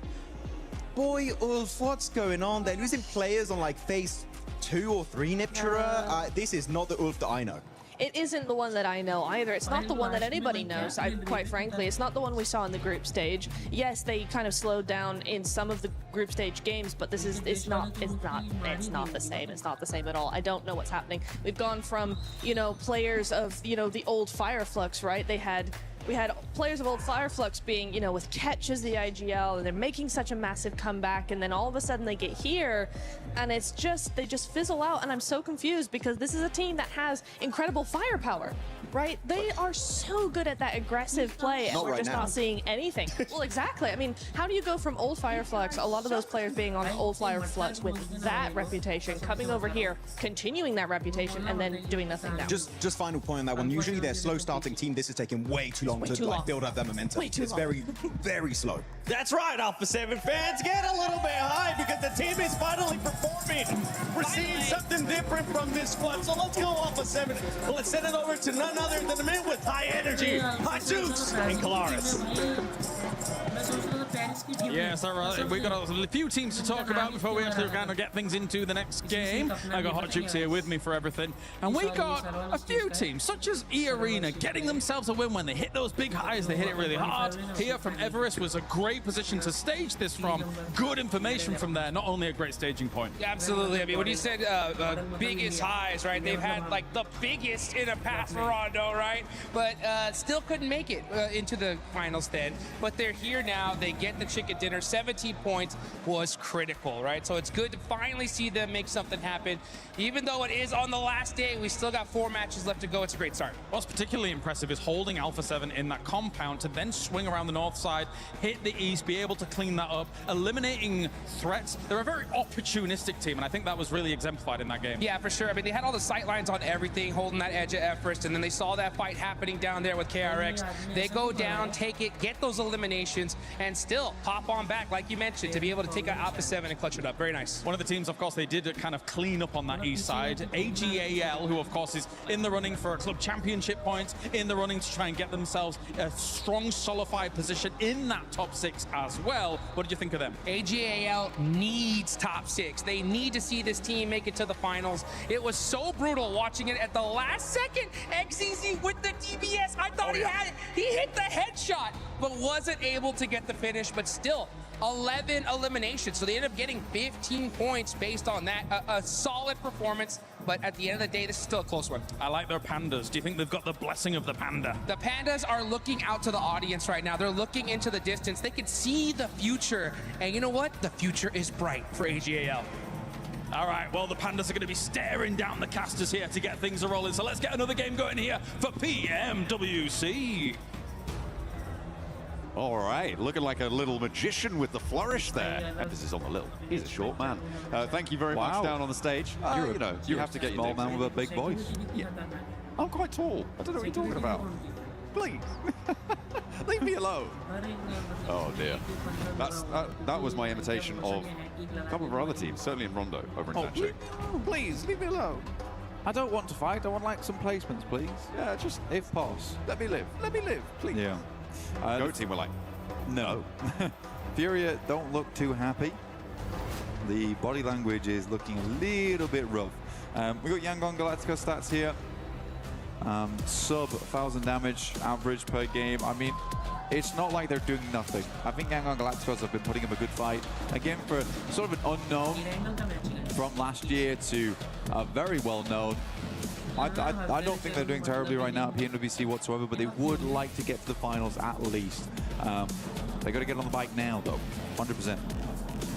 Absolutely. Definitely something you need to try and step up towards. We said it would be a little bit of a shame if the defending champions weren't there in the finals, but if you're not good enough, doesn't matter what you've done before, you need to do it now. You need to get stuck in. And we're going over Erangel, the plane path. Heavy south lean on it again, blank. From that Sosnovka military base over towards the Popka.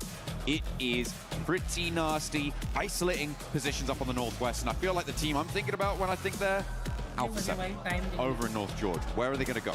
Yeah, we'll see. We'll see. I think Alpha 7 should have a secondary here. भाई 15 जन दिख रही वाह यार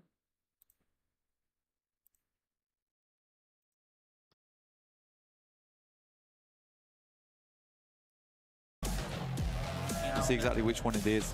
Maybe actually be a danger zone and everybody out just northwest of Milta over towards the mansion shelter prison sort of area.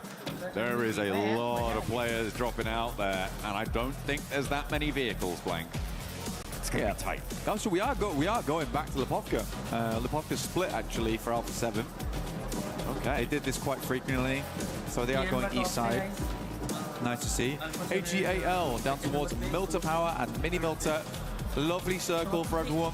Honestly, this is probably one of the kinder circles they could have gone for here.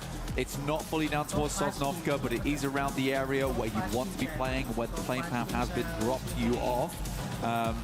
So yeah, fine, just fine stuff. For Ulf, I'm going to say now, if they want to be in the top 6, we need like a second place or a high elim game, top 3, or a chicken dinner. If not, it's going to be a very hard end of the day. They're currently 14th place. You know it's bad when Kiwoom DRX is actually catching up to you. That's a problem. They've had a really rough time of it.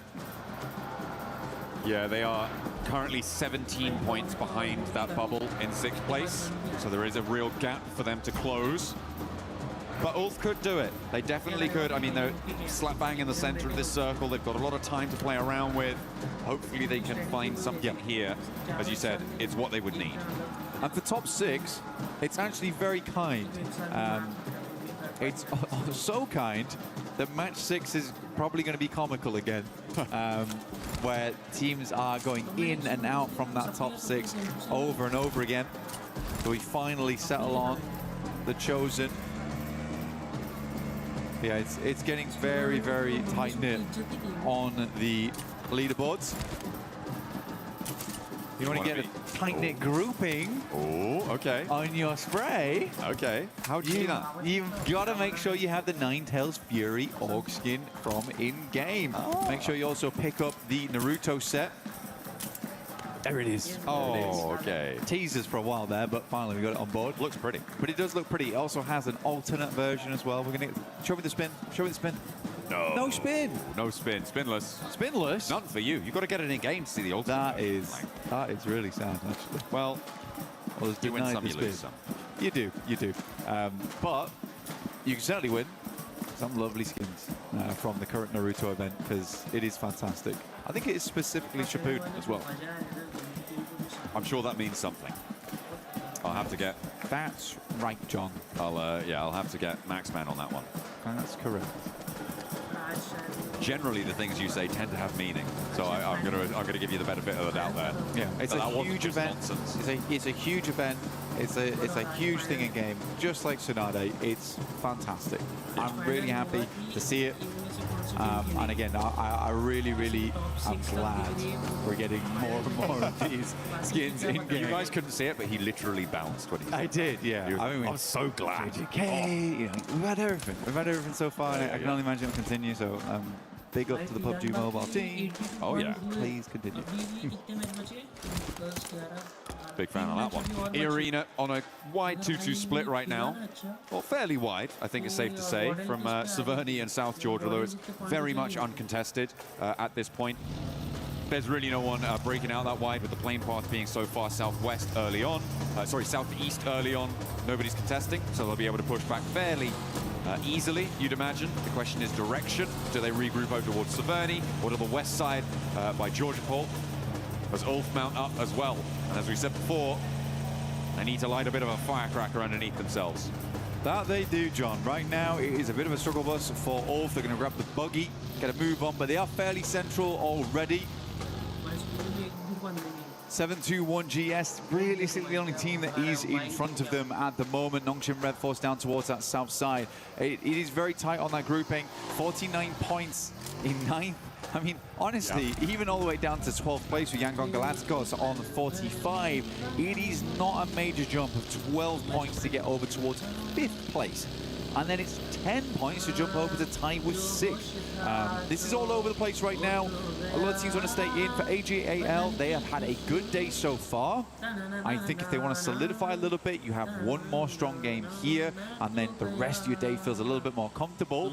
Tiamba, I think it's looking more and more likely that they will drop out. I think they'd like 8 more points roughly to get towards that 90-point area, and then they'll be in much better stead. Again, I am talking sort of very big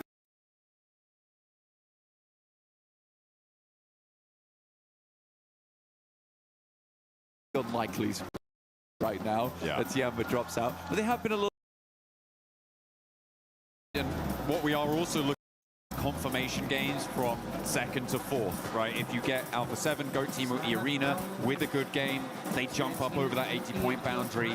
All of a sudden, they're also going to be an uncatchable target, which just shrinks down the number of teams that can start to play in that flux zone in the middle of those tables. So that is also what we're going to be looking out for those top teams to push themselves over that final hurdle. Tiamba, as you said, a little bit more up to their old tricks, I think, today, over the course of it. A little bit timid. There has been some sticky scenarios, I think it's safe to say, but still, we want to see a little bit more. Yeah, they learned a new trick yesterday. They've forgotten it already. Like when you try and replicate one of those card tricks you learned when you were like 14 and it goes horribly wrong. Yeah. And then everyone looks at you and laugh. Yeah. I forgot my cards. And you're in the middle of the trick and you're like, wait a minute, I forgot all of my cards. Oh, well, I mean, that's a really bad start to any kind of card trick. Oh, wait. Oh, wait. Just imagine it. Pretend we're doing it. Pick a card in your mind. Now pretend you've got the extra space. Was that your card? Yeah, we're heading over towards Dip right now. And Mini Dip. Furia taking up location there. We're still waiting for Zone 2 to pop around. And slightly slower game so far here, just with the fact that we've had 2 games so far where the circles have not been egregious. This plane path was pretty bad. It was pretty bad for getting everyone across the map, but the circle was very kind on the direction that it went. It does mean that we pack a lot of teams in very early towards the center because they were so close to rotate. E-Arena was one of the few teams that actually sent very wide earlier on to get themselves into position, and actually can play off the back of Rozhok on this one. They can even go further over towards the eastern side if they like, play off the bridge side. But man, there's a lot of teams on the south side right now that do need to move further towards the north. So this could be a lot of traffic jams going on, a lot of honking of the horns to try and get on through. Tiamba has a free approach though, free cut up towards that north side of the map. Big access. Ulf as well were fairly proximate to the apartment buildings near school, so they should be able to take control maybe of some of the hills to the south, generally a fairly solid position, or maybe even sending into those apartment blocks themselves as well. Furia may be content to just sit here for a little moment longer.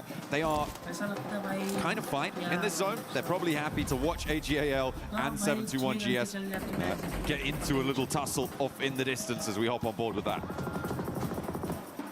AGAL losing 2 players, 3 in fact, in quick succession. Liu there, the only player able to clap back, and it's looking very bad right now for AGAL.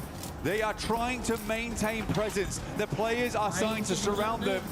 They've had 2 good games back to back, and I think for Liu it might be just the situation of leaving, regrouping here with Flower H and playing on as 2 going forward. What a nasty turnaround there, getting stuck in a fight with 721GS, who are in 15th place. When you're on that 6th place bubble right now, playing as 2 is far from favorable. When you may have been able to control such an important central position. Goodness me, what a way to lose that sort of spot. Now Furia are close by Tiamba. Ulf, all will have heard this fight unfold. And they'll be aware of what they could be able to achieve. They'll have counted the player numbers going down. Well, no, AGAL are starting to flag. Great news for teams like Geeky, for Nongshim Red Force and RRQ to look to push past them as well. Yeah, for Nongshim Red Force looking a little bit better here, moving over towards that northern side of Potato Hill, looking to regroup on this one.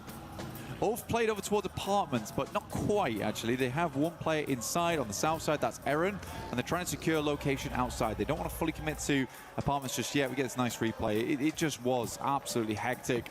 Luckily, Liu here is able to get some good damage off, try and salvage the situation, but he knows better than anyone that it is better to try and get himself a top 6 at least as a 2-man than trying to just live out through there. I think there's been plenty of times where AGAL has made this mistake, where they are so adamant on getting all 4 players back up again. I want to see more of this from AGAL. They're just playing on its 2, just trying to see what you can salvage from a match. Those single-digit point games often are pretty make or break. I mean, we do focus a lot on the big point-scoring games, but if you're able, and I've said this so many times, if you're able across all 12 of these matches to get 1 point more per match, you're getting 12 extra points there. It is such a significant difference to be able to play those small ball situations and get some profit out of it, because 12 points can be a difference maker in a massive way. Okay, so it looks like actually PEL is coming to play here over towards this eastern side. Both Chinese teams, Tiamba as well as AGAL, instantaneously sent for apartments. I think it's the correct send too. A lot of teams likely haven't decided on fully committing towards this location. For Tiamba, this is more of a gamble. For AGAL, it's a necessity, right? They have to send here and find a location that teams aren't going to be willing to sweep through, because there are so many other squads in this area and likely will be towards the end game, taking shots at one another. This is an area that AGAL can potentially secure a high placement off the back of. Maybe not a high eliminations, and maybe able to steal a couple of elims here and there. But yeah, I think that was a good maneuver from AGAL, because even Ulf hadn't decided whether they wanted to fully play over towards apartments just yet.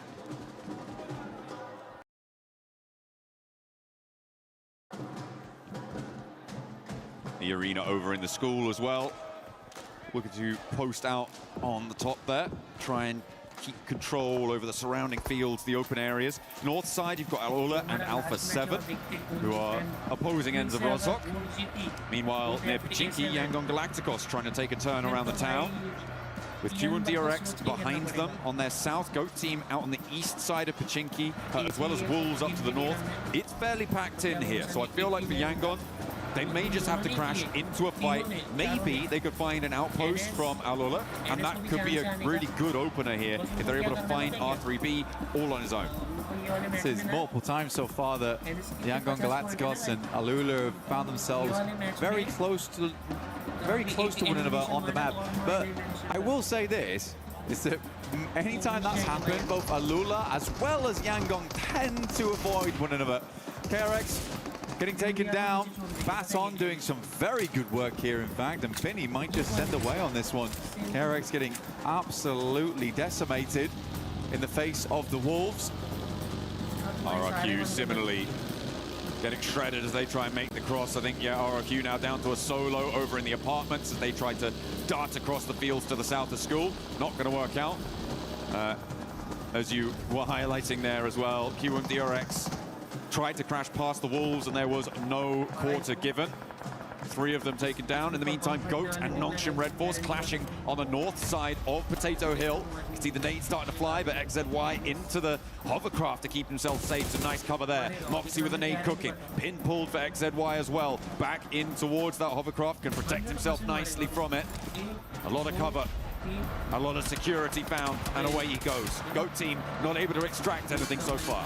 We'll just go for the lob there for Ulf. This is looking like that game, and they are hella happy that they maintain control down towards that southern side and didn't fully commit towards the apartments there. It was a risk. There's definitely a risk where they couldn't fully control apartments and more teams poured in, but this means now they have this southern side to play.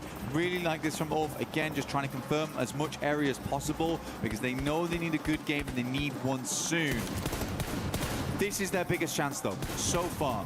We want to see a strong match coming out from Ulf. Right now, my worry is that the player who is topping the charts a lot of times of doing majority of the work is Scarface.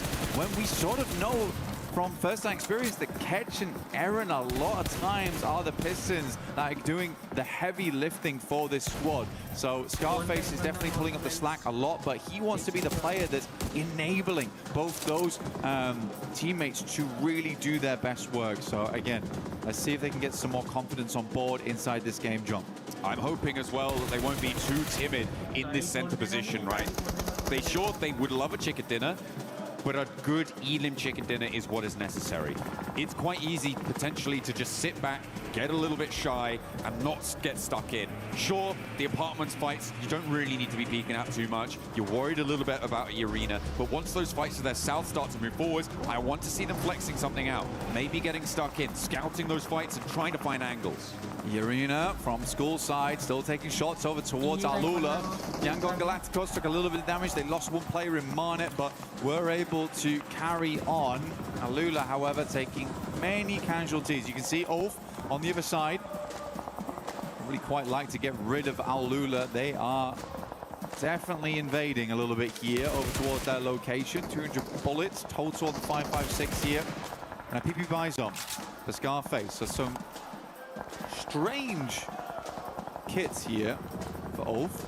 Hope that's not across the board. They did get gifted a loot crate though. Oh yeah. Alpha 7 losing Revel in their rotation. And they take up post above on the top of the hill here, further south. They did move in from that north side, so losing one on this approach, not the worst thing in the world. Could have certainly gone much more poorly for them. But now they're going to have to face off against Dopeness pushing in. The south side getting crunched towards as well as Goat. Look to re-engage potentially over towards Nongshim Red Force. The apartment's resolving in the meantime across the circle, but this Goat and Nongshim standoff has been going on for a while, Blank. Yes, it has. I mean, Nongshim's just been giving space after space after space, which I think is fair enough. They are just leading Goat further down this side, waiting for him to silhouette over. Goat knows what's happening here, but it is making it awkward for them to play out of Potato Hill. But I like the patience on side from Nongshim Red Force. I know there really isn't anyone around right now to cause them too many problems, so they can just play this one out slowly. Next circle coming on through as Alpha 7 is on the move. Ulf still very pleased with their position. Alpha 7 may send over, but it's Dopeness who is fully on the rotate here. You can see from the eastern side, Ulf may have visitors.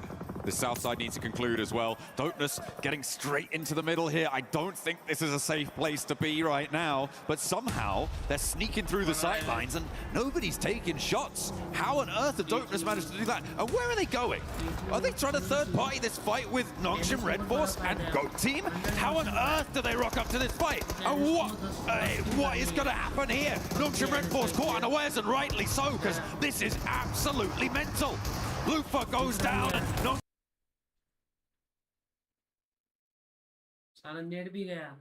Red Force trying to hold face, but they just appeared out of nowhere.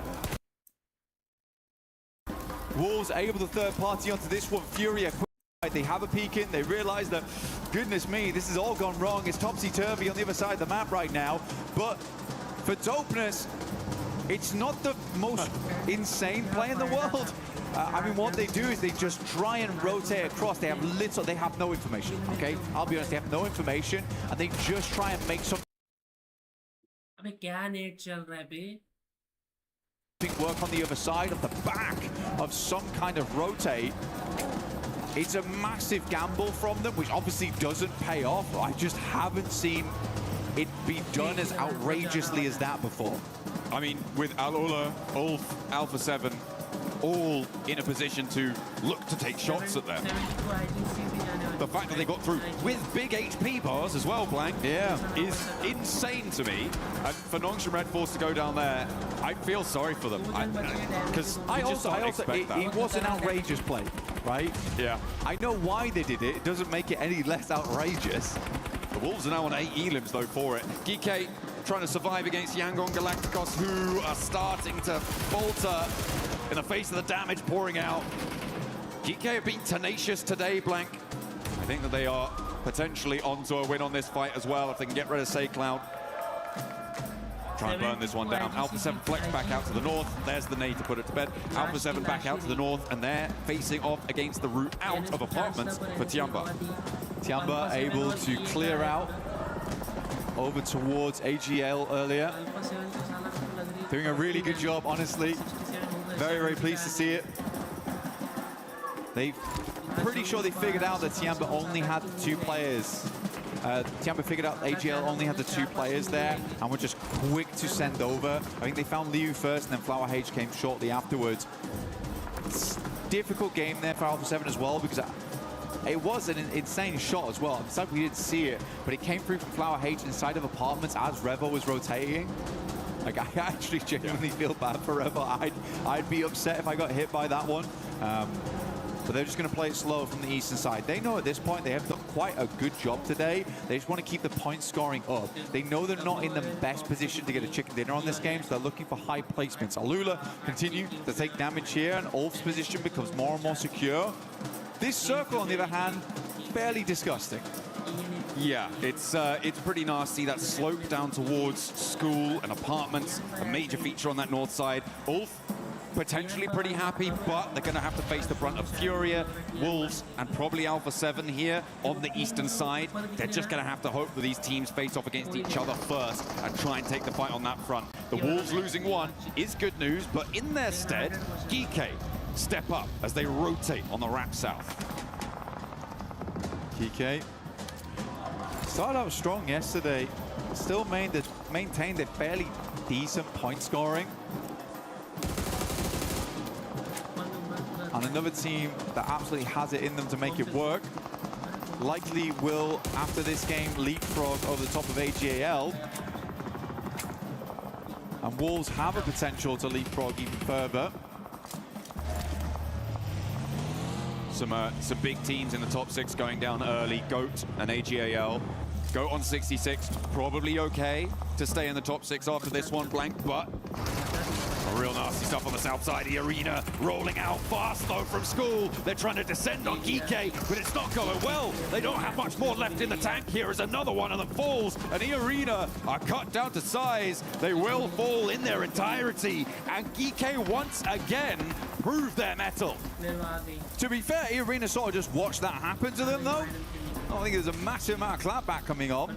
Ulf finding shots over towards the south side. Aaron picking up some good shots there. Tiamba once again hits a shot over towards Alpha 7, leaving one low, and Carrillo QZZ will finish that off. So right now, fortunately for Alpha 7, they have been sort of decimated by the Chinese squads in tandem.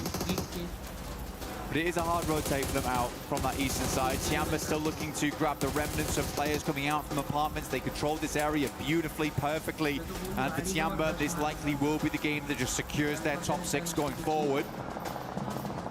Again, it's Ulf. They are being quiet. I said I wanted to see a little bit more flex out coming through from these guys. They are holding their position. They're holding it well. And maybe given the shape of the circle, they did need to stay in, but they are now only on 2 eliminations, and they are starting to be dragged away by the rest of the rosters here. Wolves, Ulf, trying to trade off against the fights towards Furia, and that's where they start to gain momentum. Okay, 3 elims, another knock on side as well. Tiamba starting to step forwards. Let's get you up towards those double-digit elims, Ulf. Awkward result here though for Ulf at the moment. They are struggling to step up to take the shots over towards Tiamba, because Ayala keeps taking some fantastic shots from upside the hill. But honestly, Ulf's doing a good job at maintaining control here. RRQ moving in. A-King looking to get his boy back up again within the safety of the building. Pulls the pin. The grenade might have been good there, but puts the pin back in again. And then hits the sound cue. Aaron goes down towards a Molotov. That's bad news for Ulf. And you can't be banking an aid like that. That's not going to go in through the window. I feel like there's some panic setting in here for Enkin. Yeah, I don't see him making it out of this one. In the meantime, over in the zone, Furia and Tiamba now forced to fight off against one another. A knock over towards Chief, but it's traded off to Milu. And a nade does manage to shut down the final player from RRQ in the meantime. Tiamba do not have the pressure to move forwards. They were stuck in that engagement, but Milu potential to get back up here, depending on how fast Tiamba move. Ulf starting to step over the ridgeline as Gike take that tumble on the western side, down to 1. Gike attempting to make that move. We got pretty much blown away by the likes of Ulf, and Wolves continue to step forward. Wolves who have had such a rough time of it this tournament, starting to step up tall here. And again, most of the times we've seen that happen, there has been much more team play at work at the moment. Yeah, they are a little bit slow at times, but at least they're getting the aggression in. And when they go for these third parties, they go for it together. That's what's been so nice to see. That disconnect between the players isn't there as much. Feels like they're not getting in their heads as much. This is really good stuff. Tiamba finally shut down here, but hit the 19-point mark, and they should be safe going forward. A top 6 fairly guaranteed for them. Last person alive for Furia. Ayala crawling his way forwards with the cover of the crate. Has to step forward, step up. And manages to dart to cover, but he's not safe yet. Still has a further distance to go. A nade over the top. Looking to launch it towards Ulf. Do they spot it? Do they dodge it? Looks good. It splits the difference. Doesn't quite do enough damage to really worry Ulf at all. And Ayala's position definitely known now. One nade on site for Solus. And Ulf are starting to feel the pressure of the blue zone. Yeah, good split from Wolves as well. With the fights they took, they were fairly certain that both the north and the southern edge on the western side are free. So they're ensuring both the high ground and the low ground aren't getting pushed on right now. They just want to squeeze the life out of these teams on the eastern side. Ulf wants to clean up as fast as they can. Alula is a problem in the future. Ayala is a problem right now. There's a Molotov. And a second one to follow it up. Ayala being corralled. Alula wants to step in and try and take some shots out this way. Catches up to the ridge line. They should be able to spot him now. They know where that one came from. Shots. Follow the flames back to their source, and Ketch shuts it out now. Can Ulf convert? Because the zone moves completely away from them, and Alula are under threat from Wolves as well. Ulf, in terms of weaponry, in terms of utility, it all looks pretty bad right now. Very, very shoddy. Some nades still available. Scarface opens up onto R3B. Now's the time to do this. Wolves haven't quite started to move out just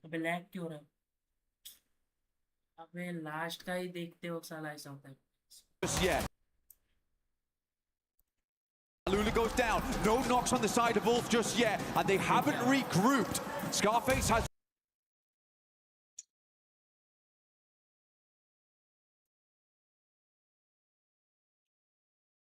back out, looking to get some information, get some scouting done, and with the crates underneath Alula, they may be able to get a little bit of resupply going, but look at the state of the armor on side for Ulf. It is not looking pretty. A 3 versus 4.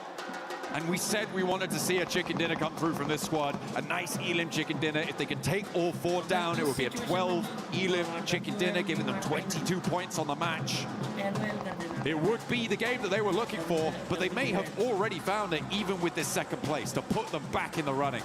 It is curious right now, though, because with the players down the south side, they've practically smoked themselves entirely off. I'm imagining they're smoking the vehicles, but they have limited vision over towards Ulf for the moment. Baton and Elementrix will get pushed out by the blue in a little bit. Right now, Ulf is just playing off the back of the shacks, but they still got vehicles to work with. Can launch them over towards a little bit of hard cover here, if needs be. But you are giving 3v2s right now. Potential to isolate those sight lines. But the smokes are starting to run thin, and the nades on side for Wolves are terrifying. With 11 eliminations already, they want to go up to 14. Ulf trying to scavenge whatever they can, picking the meat off the bones of those crates. Cheeky spot, actually. Very cheeky spot to work with. Nate goes forward. Has to be good here. This has to be the opener. And there it is. Sent long and wide. There's a shot underneath. The 3 versus 2s are coming through. That's an angle taking off. He has to go for the reds now. Ulf knows that they need to get these first aid kits going through and over towards Elementrix ASAP. They know the smoke is in play. The peak probably won't come through here. Solus keeps them backed off. Make sure that they have to keep focus on. अबे net यार हट बे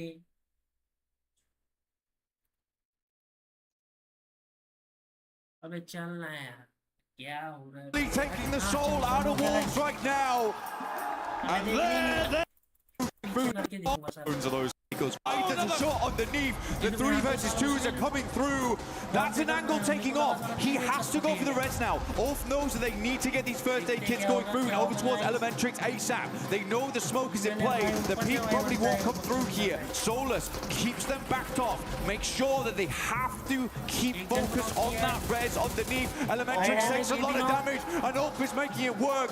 Wolves, I just think the regroup has to come through sooner. Solus is literally taking the soul out of Wolves right now.